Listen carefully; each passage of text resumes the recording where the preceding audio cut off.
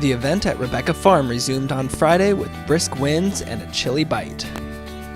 Training 3-day competitors rose early to take advantage of a mini clinic given by Karen O'Connor and Max Corcoran, dissecting the ins and outs of Endurance Day in the long format. Later on, some of the nation's top horses and riders trotted down centerline to perform their dressage tests in the Adequan USEA Gold Cup CIC 3-star division. Coverage of the 2011 event at Rebecca Farm is brought to you in part by... Hi, I'm Karen O'Connor, and I like to utilize all of the cutting-edge technology when I go cross-country. I can't even imagine anymore going cross-country without my .2 vest. I just love it. An attentive group of training 3-day competitors gathered early Friday morning to learn the ins and outs of Endurance Day from two people who know the classic format well. Olympian Karen O'Connor and her head groom of 10 years, Max Corcoran, presented a detailed lecture of what riders should do and expect in phases A through D. Say you come in at 15 minutes and 15 seconds. That does not mean that you have to do phase B in 2:45, okay? You'll get penalized for those 15 seconds, but you'll start and you will do your steeplechase as its full phase, okay? But you like to get there a couple minutes before.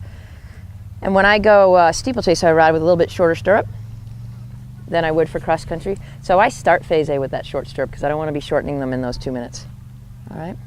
The steeplechase, in your start box, you want to, it's a little different than cross country because it's faster, so you want to get up over the horse, just like if you think about how a race rider starts a race, they get up over the horse and then the horse comes out in front of them and that's when they can get into that position, all right? But you don't want to be sitting and bumping and then climbing up the reins to get out of the saddle, okay? Which happens a lot. I see that a lot.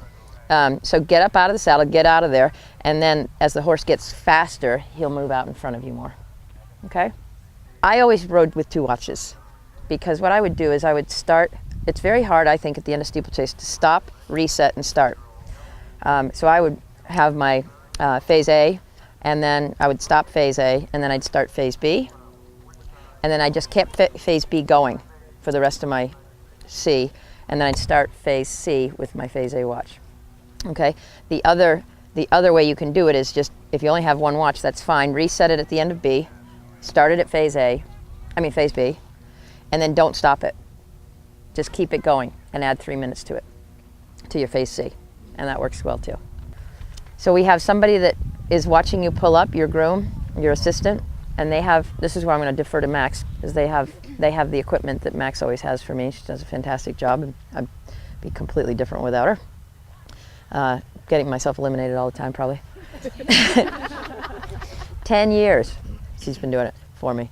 And then Max, why don't you talk about what you do in the box? And here in the 10-minute box, obviously at training level, there's not that much. If you fall off in steeplechase, you can't get back on and keep going. A lot of people used to pack stirrups and spare reins and all this other sort of stuff that you could use when you were doing the long format. If you could fall off, your horse broke its reins, you had a spare set of reins or its stirrup iron broken. We're just not in the saddle that long, but if that's something you want to pack with you, you can. Bringing it to here, I would always pack, depending on the weather, a cooler for my horse.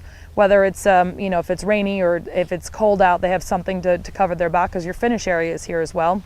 A chair for the rider, which is great because it's actually the rider's turn. When the horse comes in here for the 10-minute box, it's the rider's time to forget about A, B, and C. You've done that now, and now it's time for you to, once you get to the 10-minute box, you forgot about A, B, and C. It's time for you to refocus on your course. So the rider gets a chance to sit down and think, okay, where am I going now? What are my minute markers for the cross country? This is what I'm doing. And it's basically a regrouping time.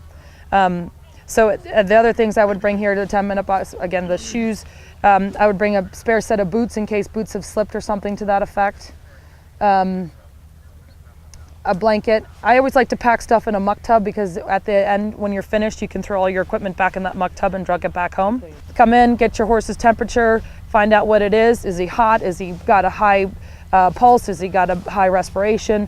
With that information, you can go back and start working what you need to do to get your horse's temperature down. That's what the vets are looking for, is some sort of a recovery for your horses while they're in here. They're not here to pull you off. They're not here to tell you can't go. They just want to make sure that the horse is well and is recovering. And for your knowledge too, because it's dangerous to go out with a horse that's hot or blowing. Other thing that we always do is we always put a top braid in the horses at the very, very top, put a braid in. Up by their ears.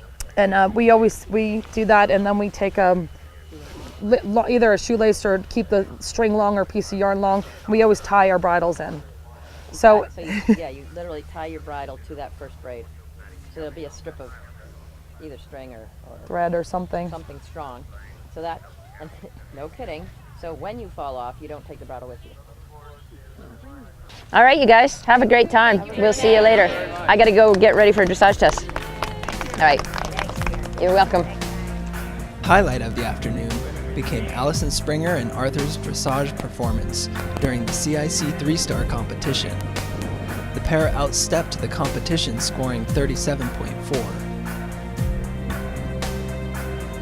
I was really, really pleased with him. What happened in the dressage ring was considerably better than what happened in warm-up all day long. He was absolutely beside himself. But he's maturing well, and knowing that even though he's nervous and scared, he can still do his job and be a good boy. So that was as good as it was going to be today. So. In Arthur's first competition back after competing at the Rolex Kentucky CCI 4-star this spring, a great weekend would be extra sweet to Allison, especially in her first trip to Rebecca Farm. Just such a blessing to have a world-class event like this in our country, and then a family that is so supportive of this sport and so excited in just understanding why it's so important to have competitions like this in this country. So I know for me and what I'm trying to accomplish for next year, this is a really important stop on that road, and you really can't thank the Broussards enough for what they've done to make this possible. Heather Gillette of Califon, New Jersey, made her first trek to Rebecca Farm this year and finished dressage day in second place aboard her own Our Questionnaire. I was very pleased with Questy. He was right on his job, stayed with me the whole time, didn't get distracted, and basically did everything I asked and wasn't creative, so that was very good. He does really nice changes, and they came through, and he was good and straight and just the right amount of expressive, which is good, not overly so. And then because he likes to do changes so much, his counter-canter serpentines have been something we've been drilling, and he stayed relaxed and didn't do anything he wasn't supposed to do, and so we were very pleased. The facility is amazing. The whole place is amazing. Getting off the plane was surreal and fun, and being swept off. I feel like the president came off and got swept away, and then off we went. And it's just, the more you look at the facility, the more you just appreciate the thought and everything that went into it. The love of the sport and the people and the horses and all that stuff is it's really impressive. Canadian Olympian and World Equestrian Games team silver medalist Holly Bennett-Awad rounded out the top 3 aboard Linda Payne's Gin and Juice. This place is a little bit hard for her because it can get a little electrical, and with the cross country going on, so I actually rode her 4 times today, and my warm-up really was I walked from the barn into the ring, and she was very relaxed going around the ring and very happy with her trot work. She got a little behind me in the canter and did 2 beautiful tempi changes, but she was a good girl. If I can finish on that, I'll be very, very happy. Saturday promises to be as exciting as ever as training 3-day through CIC 3-star competitors take to Captain Mark Phillips' cross-country course.